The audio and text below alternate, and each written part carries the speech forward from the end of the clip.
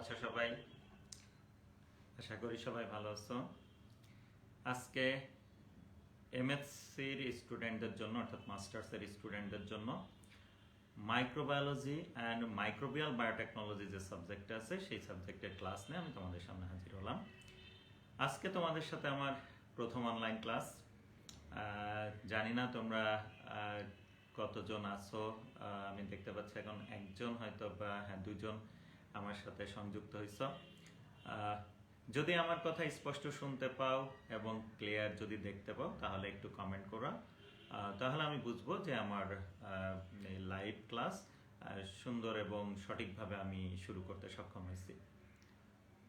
হ্যাঁ, আমার মনে হয় যে তোমরা আমাকে দেখতে পাচ্ছ ক্লিয়ার, আমাকে শুনতেও পাচ্ছ বোধহয় ক্লিয়ার। তারপরেও যদি একটু কমেন্ট করতা তাহলে আরো ভালো হতো। আচ্ছা যাক, তাহলে মাস্টার্সের স্টুডেন্ট কেমন আছো সবাই? তোমাদের প্রথম ক্লাস আজকে আমার সাথে। মাস্টার্সের যে সাবজেক্টগুলো আছে অন্যান্য সাবজেক্টের ক্লাস তোমাদের শুরু হয়েছে, কিন্তু মাইক্রোবায়োলজি অ্যান্ড মাইক্রোবিয়াল বায়োটেকনোলজির ক্লাস আজকেই তোমাদের প্রথম। আশা করছিলাম যে সরাসরি হয়তো বা তোমাদের ক্লাস শুরু করতে পারবো, কিন্তু এখনো কলেজ না খোলার কারণে আমাদেরকে অনলাইনেই তোমাদের ক্লাস আবার শুরু করতে হলো। তা যাই হোক, আমাদের আজকের যে আলোচনার বিষয় হবে তোমরা রুটিনে দেখে থাকবা, সেটা হলো ইন্ট্রোডাকশন টু মাইক্রোবায়োলজি। অ্যাকচুয়ালি এখানে হবে introduction to microbiology and microbial biotechnology. Okay, তাহলে introduction to microbiology and microbial biotechnology নিয়েই মূলত আমাদের আলোচনা। তাহলে আমরা যদি এখন বাংলায় বলি তাহলে কি সূচনা কিসের? এই মাইক্রোবায়োলজি এবং মাইক্রোবিয়াল বায়োটেকনোলজি বিষয়ের কিছু সূচনা কথাবার্তা বা সাধারণ আলোচনা আজকে আমরা করব।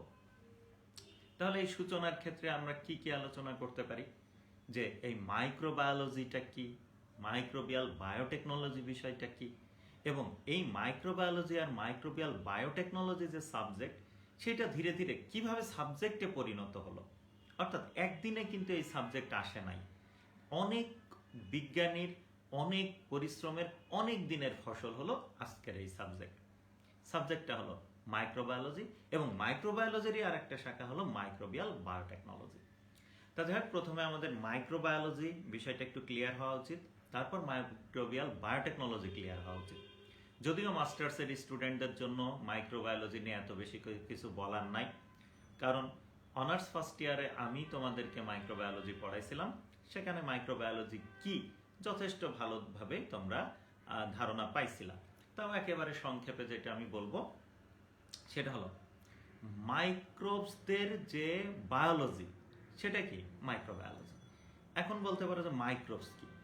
খেয়াল করো, যে সকল বস্তুকে খালি চোখে দেখা যায় না তারাই কি মাইক্রোবস।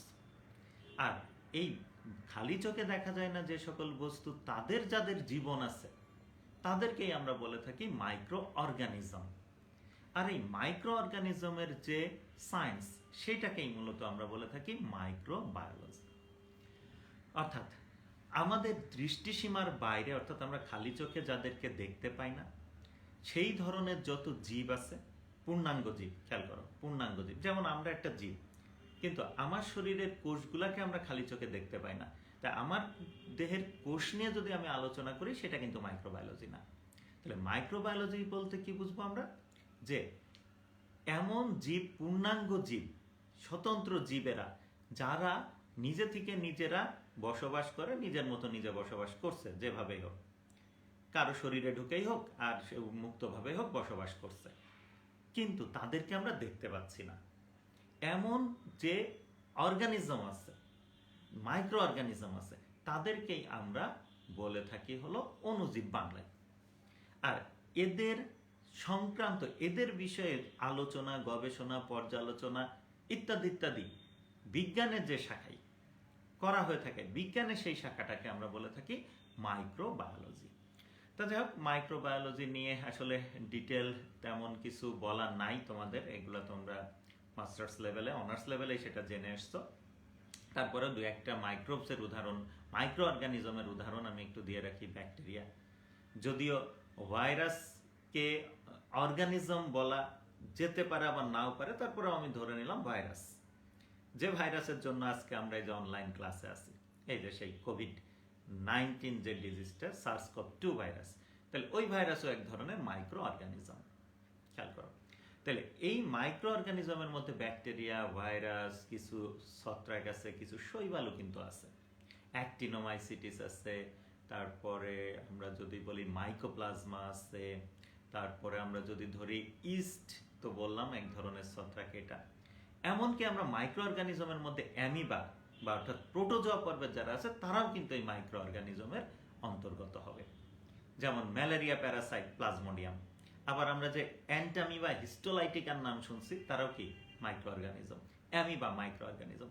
এক কথায় যে সকল জীবদেরকে আমরা খালি চোখে দেখতে পাই না, সেই সকল জীবকে একত্রে আমরা বলে থাকি মাইক্রো অর্গানিজম। আর এই মাইক্রো অর্গানিজমদের যে বায়োলজি সেটাকেই, বা যে বিজ্ঞান, সেটাকে আমরা বলে থাকি মাইক্রোবায়োলজি। ওকে, তাহলে এই শব্দটা পুরান, মাইক্রোবায়োলজি শব্দটা পুরান, এটা নিয়ে আর ডিটেলে যাব না। এখন যেটা থাকলো সেটা হলো মাইক্রোবিয়াল বায়োটেকনোলজি। এই শব্দটা বোধহয় মাস্টার্সে এসে নতুন অ্যাড হয়েছে, মাইক্রোবিয়াল বায়োটেকনোলজি। তোমরা বায়োটেকনোলজি 4th ইয়ারে পড়ে এসছো, কিন্তু মাইক্রোবিয়াল বায়োটেকনোলজি কি সেটা আজকে আমাদের একটু ডিটেলে একটু বোঝার দরকার আছে। সেটা হলো বায়োটেকনোলজির সঙ্গে আমরা যেটা জানি যে জীবের উপরে যে টেকনোলজি প্রয়োগ করা হয় সেটাকেই বায়োটেকনোলজি বলা হয়। আর টেকনোলজি কি? টেকনোলজি হলো যে বিশেষ পদক্ষেপের সমষ্টি, সেই পদক্ষেপের সমষ্টি বা একটা প্যাটার্নকে আমরা টেকনোলজি বলি। যে প্যাটার্নকে অনুসরণ করে আমরা মানব কল্যাণে কিছু করতে পারি, সেই প্যাটার্নগুলোকেই আমরা সাধারণভাবে টেকনোলজি বলে থাকি। তাহলে জীবের উপরে এমন কোনো বা জীব সংক্রান্ত এমন কোনো প্যাটার্ন যদি আমাদের কাছে থাকে, যেই প্যাটার্নের মাধ্যমে জীবকে আমরা নিয়ন্ত্রিতভাবে ব্যবহার এবং তাকে পরিবর্তন সাধন করে নিয়ন্ত্রিতভাবে তাদেরকে গ্রো করিয়ে আমাদের যদি স্বার্থ হাসিল করে নিতে পারি, তাহলে এই মাইক্রোবায়োলজির এই শাখাটাকে আমরা বলে থাকি মাইক্রোবিয়াল বায়োটেকনোলজি। তার মানে একেবারে সহজভাবে যদি আমি তোমাদের বলি, তাহলে দেখো, দুধের মধ্যে যদি আমি ব্যাকটেরিয়াকে গ্রো করতে পারি, তাহলে ব্যাকটেরিয়া থেকে এনজাইম মিশ্রিত হয়ে দুধের উপাদানকে জমাট বাঁধিয়ে দিয়ে দই তৈরি করে ফেলে। এই দইটাকে পরবর্তীতে আবার আমরা কি খাবার শেষে আমরা খেয়ে থাকি। সেই দই কি হজম বা অন্যান্য বা যাচ্ছে যে এই মাইক্রো অর্গানিজমকে আমরা বলে থাকি বায়োটেকনোলজি। ওকে, তা যাই হোক, তাহলে আচ্ছা, তোমরা কি আমাকে দেখতে পাচ্ছ বা শুনতে পাচ্ছ ঠিক মতো? কোনো প্রবলেম?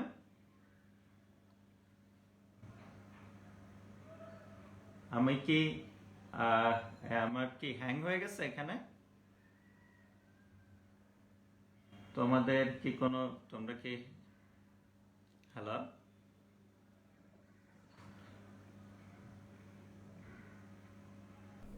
আচ্ছা, আমাকে কি দেখতে পাচ্ছ তোমরা? আচ্ছা, ওকে ওকে। আচ্ছা, আমি এখানে কলেজ থেকে আসলে সে একটা কল এসেছিল, আমি ভাবছি বোধহয় আমার লাইভে কোনো প্রবলেম হচ্ছে, সেই কারণে ফোন দিয়ে আমাকে কন্ট্যাক্ট করার চেষ্টা করছে। যাই হোক, এটা মানে কলেজ থেকে কলিগরা যারা মনিটরিং করে বা দেখে ক্লাসগুলা, তারা যদি কোনো সমস্যা থাকে অনেক সময় কমেন্ট করে জানাই, অথবা অনেক সময় যদি বেশি সমস্যা হয় তাহলে অনেক সময় কল করে জানাই। তা আমি ভাবছিলাম হয়তো বা আমার ক্লাসে অনেক বেশি কোনো সমস্যা হচ্ছে, এই জন্য কল দিছে। তো যাই হোক, 1 মিনিটের জন্য তোমাদের থেকে দূরে গেছিলাম। এখন আশা করি তোমরা সবাই দেখতে পাচ্ছ। তাহলে এখন আমরা যে মানে যে বিষয়টাতে ছিলাম সেটা হলো যে অণুজীবের উপরে যদি আমরা কোনো প্রযুক্তি বা অণুজীবকে যদি আমরা নিয়ন্ত্রিতভাবে ব্যবহার করে আমাদের কল্যাণকর কিছু করে নিতে পারি, তাহলে সেই বিষয়টাকে আমরা বলে থাকি হলো মাইক্রোবিয়াল বায়োটেকনোলজি। তা যাই হোক, টেকনোলজির সাথে আমরা পরিচিত আছি।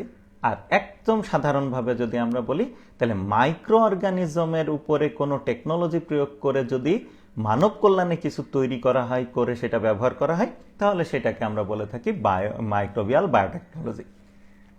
মাইক্রোবিয়াল বায়োটেকনোলজির সব থেকে ভালো একটা উদাহরণ হলো এই যে আমরা যে দই খাচ্ছি, এই দইটা হলো একটা মাইক্রোবিয়াল বায়োটেক প্রোডাক্ট।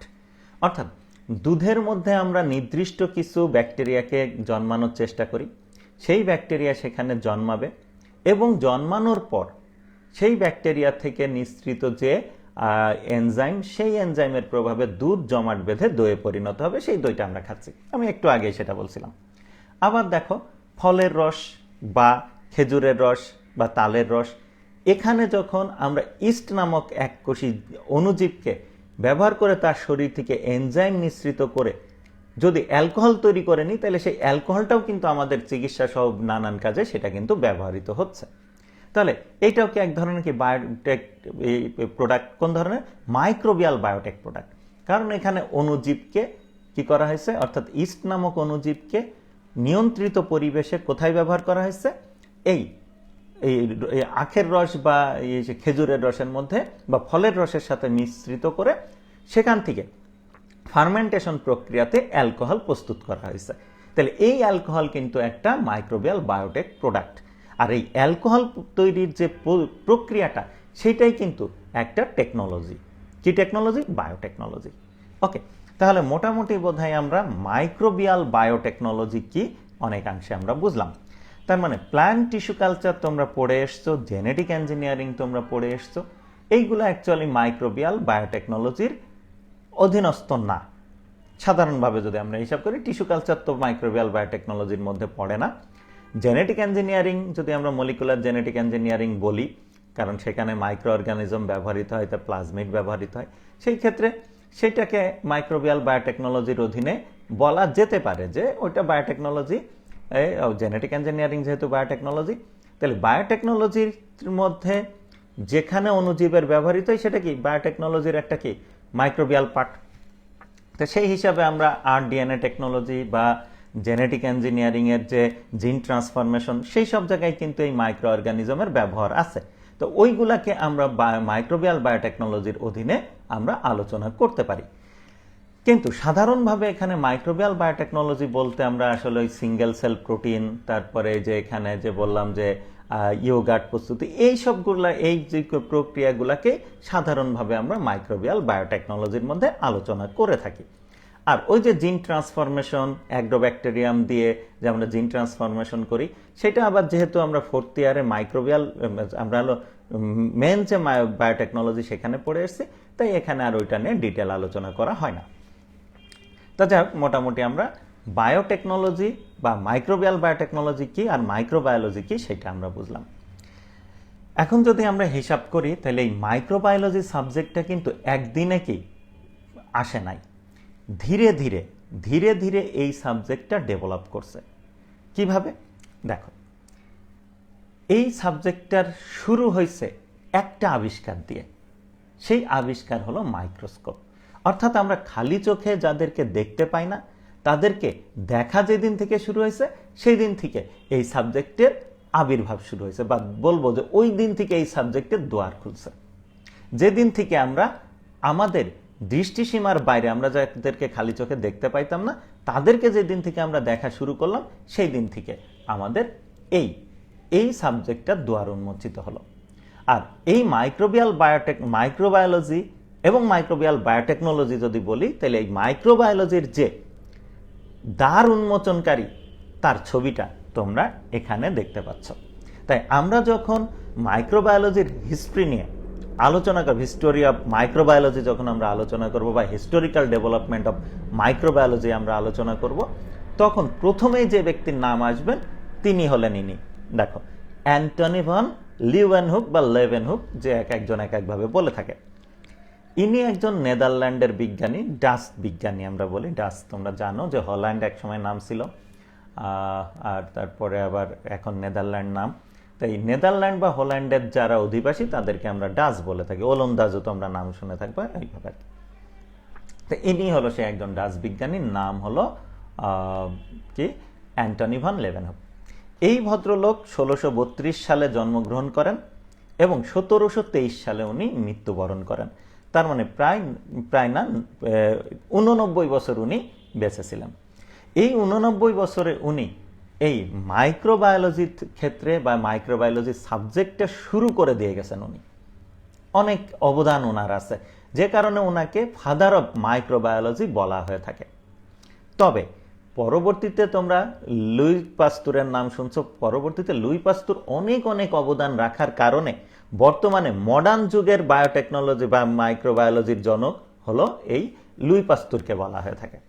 কিন্তু আমি যদি বলি তাহলে এইভাবে বলতে পারি যে মাইক্রোবায়োলজি সাবজেক্টের দ্বার উন্মোচনকারী বা সাবজেক্টের শুরু করে দেন হলো অ্যান্টনি ভ্যান লেeuwenhoek, আর সাবজেক্ট হিসাবে প্রতিষ্ঠা দেন হলো লুই পাস্তুর। তার একটা সংস্থার মাধ্যমে লুই পাস্তুর, রবার্ট কচের নাম শুনছো, ইনাদের সম্মিলিতভাবে যে সায়েন্টিস্টদের যে হলো সংস্থা ছিল, তারাই কিন্তু মাইক্রোবায়োলজি সাবজেক্ট হিসাবে প্রতিষ্ঠা দেন। তাই আমরা মাইক্রোবায়োলজির সাবজেক্টের জনক আমরা লুই পাস্তুরকে বললেও মাইক্রোবায়োলজির জ্ঞানের চর্চার শুরু যেহেতু অ্যান্টনি ভ্যান লেeuwenhoek'ের হাত দিয়ে হয়েছে, সেই কারণে আমরা অ্যান্টনি ভ্যান লেeuwenhoek'কেও মাইক্রোবায়োলজির জনক আর মাইক্রোবায়োলজি সাবজেক্টের যে সাবজেক্ট হিসাবে যে আবির্ভূত হয়েছে সেই সাবজেক্টের জনক আমরা বলতে পারি হলো এই লুই পাস্তুরকে। তো যাই হোক, এই অ্যান্টনি ভ্যান লেeuwenhoek'ের সম্পর্কে আমাদের কিছু জানতে হবে এবং উনি কি কি অবদান রাখছে সেই বিষয়গুলো আমরা একটু জানব। খেয়াল করো, উনি 1671 সালে প্রথম একটা মাইক্রোস্কোপ আবিষ্কার করেন। তবে হঠাৎ করে এসে কি উনি মাইক্রোস্কোপ আবিষ্কার করে ফেললেন? না, কারণ উনি সায়েন্টিস্টই ছিলেন না। উনি কাপড়ের দোকানে কাজ করতেন বা কাপড়ের বিজনেস ছিলেন ওনার। তো কাপড়ের বিজনেস করতে গেলে কি করতে হতো? কাপড়ের গুণাগুণ দেখার জন্য ম্যাগনিফাইং গ্লাস ইউজ করতে হতো। তা ওনার আগেও অনেকেই ছিলেন যারা এই ম্যাগনিফাইং গ্লাস বানাইতেন, গ্লাসকে শার্প করে করে উত্তল করে করে এই মানে বিবর্ধন ক্ষমতা বাড়িয়ে এই কাপড়ের গুণাগুণ হলো পরীক্ষা করতেন। তো উনিও যেহেতু কাপড়ের দোকানে, যতটুকু জানা যায় যে উনি প্রথম দিকে কাপড়ের দোকানের হলো কর্মচারী ছিলেন, পরবর্তীতে আস্তে আস্তে উনি নিজেও কাপড়ের ব্যবসার সাথে জড়িত হন। তো উনি কাপড়ের এবং উনি একসময় টেইলার হিসাবে, অর্থাৎ কাপড় সেলাই করে হলো এই শার্ট প্যান্ট তৈরি বা কোট তৈরিতে উনি তখন কাজ করতেন। তো সেই ভালো মানের কাপড় হলো জাজ করার জন্য উনি এই ম্যাগনিফাইং গ্লাসগুলো ইউজ করতেন। এই করতে করতে ওনার ম্যাগনিফাইং গ্লাসের প্রতি এক ধরনের আগ্রহ তৈরি হয় এবং উনি নিজেই তখন নতুন নতুন ম্যাগনিফাইং গ্লাস তৈরি করা শুরু করেন।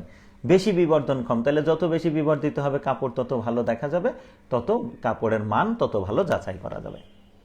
এইভাবে উনি হলো কাঁচকে শার্প করে, অর্থাৎ উত্তল বা অবতল করে উনি লেন্স তৈরি করার কাজ শুরু করলেন, অর্থাৎ ম্যাগনিফাইং গ্লাস বা লেন্স তৈরি করা শুরু করলেন। এইভাবে লেন্স তৈরি করতে করতে উনি ওনার জীবনকালে 119টা লেন্স তৈরি করছে।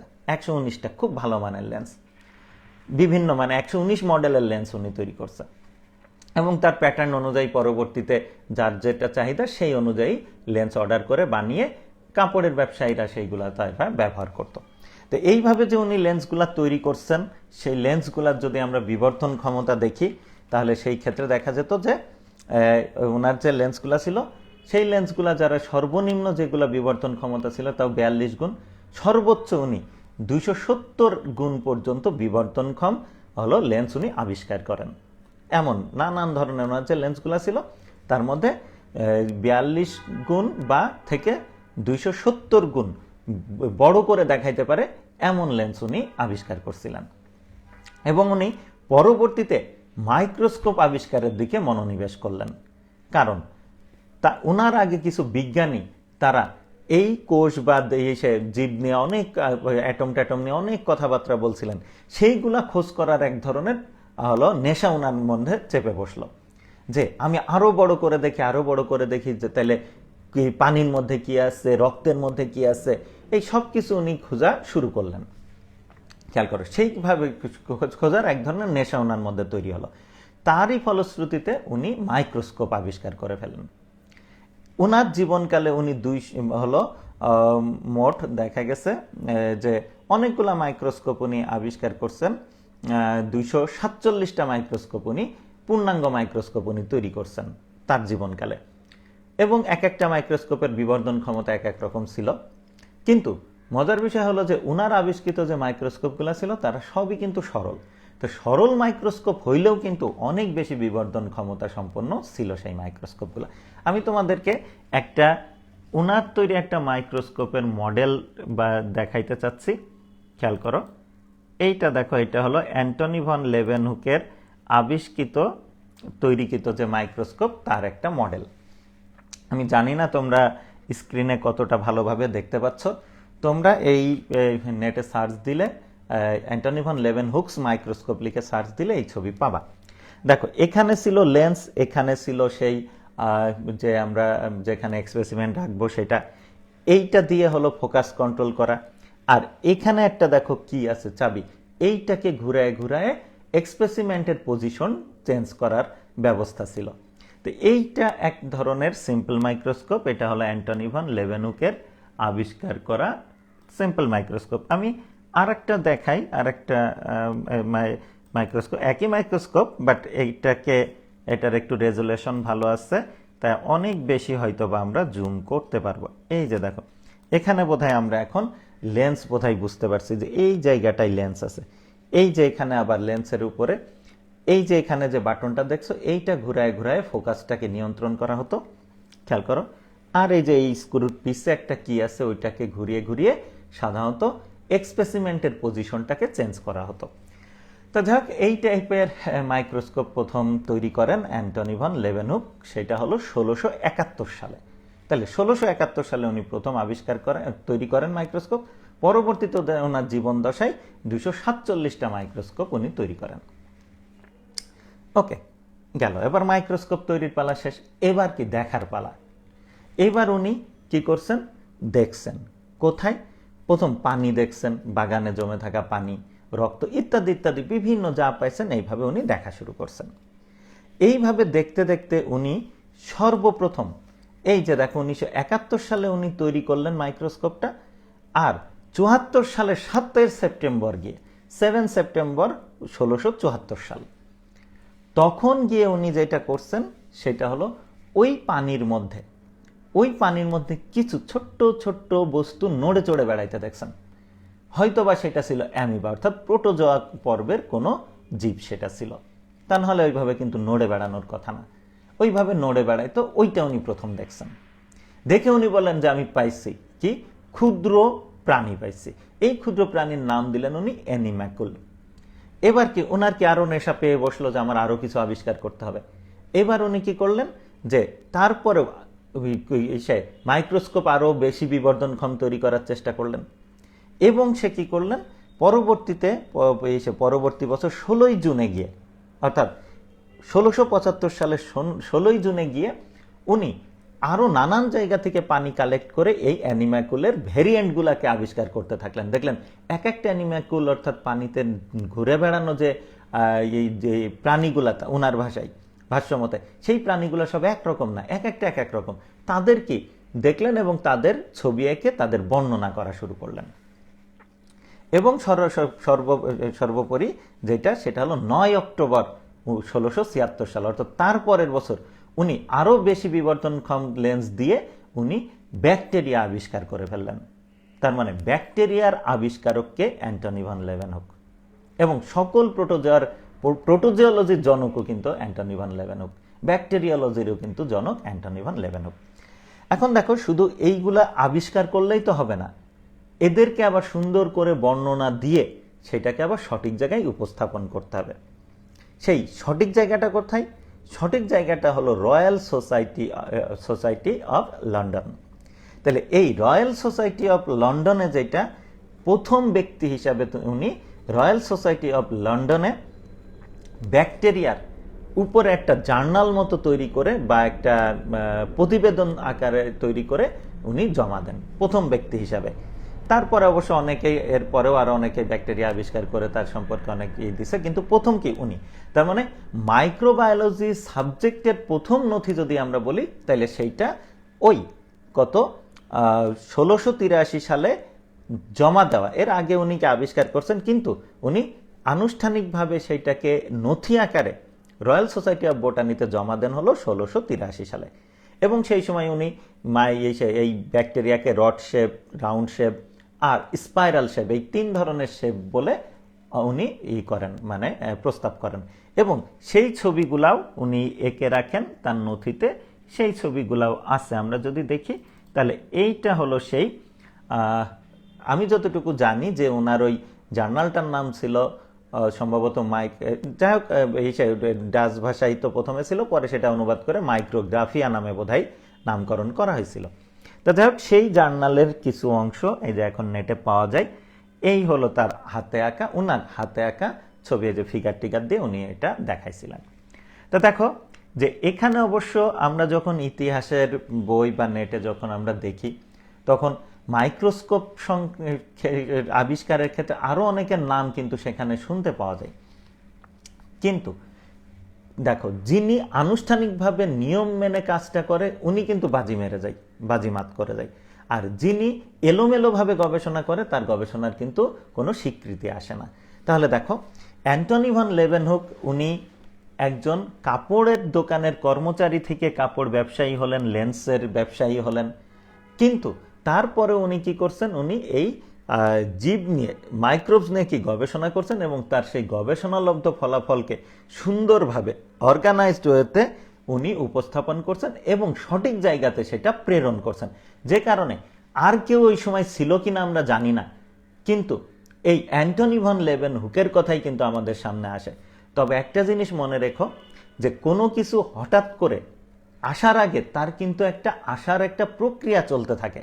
যেমন হয়তোবা অনেক আগে থেকেই কেউ এই ম্যাগনিফাইং গ্লাস তৈরি করছে, মানে হয়তোবা মানে কি অবশ্যই, কারণ অ্যান্টনি ভন লেভেনহুকে অন্যের তৈরি হলো এই ম্যাগনিফাইং গ্লাস উনি দেখছেন, সেইটা দেখেই কি আস্তে আস্তে কিন্তু উনি আগাইছেন। তাইলে যিনি ম্যাগনিফাইং গ্লাস, শুধুই ম্যাগনিফাইং গ্লাস নিয়ে কাজ করছেন, তিনি কি হয়তোবা মাইক্রোস্কোপ আগেও আবিষ্কার করে ফেলছেন, কিন্তু তার কি নাই, কোনো ধরনের স্বীকৃতি নাই। কেন নাই?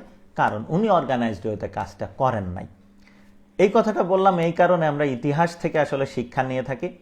তোমাদের মধ্যেও দেখবা যে কোনো কাজ করলে তোমরা নিয়ম মানতে চাও না, যদি নিয়ম মেনে কাজ না করো তাহলে কি হবে, এই ফলাফল হবে, কোনো রকম সেই টাইমটা পার হয়ে যাবে, কিন্তু ভবিষ্যতে সেই কাজটা তোমার কোনোদিন স্বীকৃতি পাবে না। তাই যখনই কোনো কাজ করতে হবে তখনই কিন্তু নিয়ম মেনে একটা প্রোটোকল মেনটেন করে কিন্তু কাজটা সম্পাদন করতে হবে, ঠিক আছে? তাহলেই সেইটা কাজে আসবে। ইতিহাস যখন আমরা দেখি মাইক্রোবায়োলজির, তখন কিন্তু আরো অনেক ব্যক্তির কথা আসে লেন্স আবিষ্কার বা অন্যান্য বিষয়ে, কিন্তু তাদের নাম কিন্তু ওই নাম সর্বস্বই, তাদের কিন্তু কোনো কি ডকুমেন্ট নাই, প্রমাণ নাই, কিন্তু উনি একেবারে প্রপার ওয়েতে এই কাজগুলা করে গেছেন। তাই ওনাকে কি বলা হয়, ফাদার অফ মাইক্রোবায়োলজি। ওকে, তো যাই হোক আমরা এখন অ্যান্টনি ভন লেভেনহুক সম্পর্কে বেশ কিছু তথ্য আমরা জানলাম। বেশ ভালো ভালো তথ্য এখানে বের হয়ে আসলো যে উনি জীবনে 119টা লেন্স তৈরি করছেন, আর পূর্ণাঙ্গ মাইক্রোস্কোপ তৈরি করছেন 247টা। প্রথম মাইক্রোস্কোপটা যেটা যেদিন রেডি করে সেটা ছিল 1671 সাল। এগুলা কই থেকে পাওয়া গেছে? উনি যে জার্নালটা বা যে বললাম যে অর্গানাইজ ওয়েতে কি লিখে লিখে জমা দিছে, সেখান থেকে এই তথ্যগুলা কিন্তু সব পাওয়া গেছে। ওকে, তাহলে মোটামুটি আমরা অ্যান্টনি ভন লেভেনহুক সম্পর্কে ধারণা পেলাম এবং মাইক্রোবায়োলজিতে তার অবদান আমরা জেনে গেলাম, যে এই মাইক্রোস্কোপ দিয়েই কিন্তু মাইক্রোবায়োলজি সাবজেক্টটার শুরু হলো, এবং শুধু আবিষ্কার করেই উনি থেমে থাকেন নাই, সেইটার সুন্দর কিছু বর্ণনা দিয়ে উনি রয়্যাল সোসাইটি অফ লন্ডনে সেটা জমাও কিন্তু দিয়ে যান, ঠিক আছে? ওই নথিটাই মাইক্রোবায়োলজির প্রথম কি নথি বা প্রথম গবেষণার ফল। সেই কারণে উনাকে আমরা বলতেই পারি যে উনি মাইক্রোবায়োলজির জনক। ওকে, এবার আমরা চলে যাব আর একজন ভদ্রলোকের বিষয়ে আলোচনা করতে। নাম তার লুই পাস্তুর। একটু আগেই বললাম যে ওনাকে হলো আধুনিক মাইক্রোবায়োলজির বা মাইক্রোবায়োলজি সাবজেক্টটার জনক হিসাবে ওনাকে আমরা ধরে থাকি। খেয়াল করো, কোথাও কোথাও দেখবা যে মাইক্রোবায়োলজির জনক, সাবজেক্টের জনক অ্যান্টনি ভন লেভেনহুক, কোথাও কোথাও আবার লুই পাস্তুরের ক্ষেত্রেও দেখবা। তাছাড়া লুই পাস্তুরকে বলা হয় যে সে আধুনিক বা সাধারণভাবে আমরা ওয়াইডলি বলে থাকি হলো এই লুই পাস্তুর হলো মাইক্রোবায়োলজির জনক। তো তাইলে লুই পাস্তুরের তাইলে অবদানগুলো এবং ওনার চেহারা স্রোত একটু দেখার দরকার আছে। এই যে দেখো ভদ্রলোক, ইনার নাম হলো লুই পাস্তুর। উনি ফ্রান্সের একজন রসায়নবিদ ছিলেন, উনি কিন্তু জীববিজ্ঞানী না। তার মানে আগের ভদ্রলোক কাপড় ব্যবসায়ী ছিলেন, আর বর্তমান ভদ্রলোক একজন সায়েন্টিস্ট, এই যে লুই পাস্তুর, ফ্রান্সের, আমরা বলি ফরাসি বিজ্ঞানী। 1822 সালে ওনার জন্ম এবং 1895 সালে উনি মৃত্যুবরণ করছেন। এই রসায়নবিদ ইনি কিভাবে মাইক্রোবায়োলজির জনক হয়ে উঠলেন বা আধুনিক মাইক্রোবায়োলজির জনক হয়ে উঠলেন? খেয়াল করো, ওনার কাজ ছিল হলো এই ফলের রস থেকে ওয়াইন তৈরি করা। এই বিষয়টা উনি তদারকি করতেন, কারণ উনি একজন কেমিস্ট ছিলেন। মূলত ওনার কাজ ছিল হলো ফার্মেন্টেশন প্রক্রিয়ার উপরে উনি কি এক্সপার্ট ছিলেন। উনি ফার্মেন্টেশনটা ওনার আওতায় তখনকার যে কোম্পানিগুলো ছিল, এমন বড় কোম্পানির যে ওয়াইন প্রস্তুতের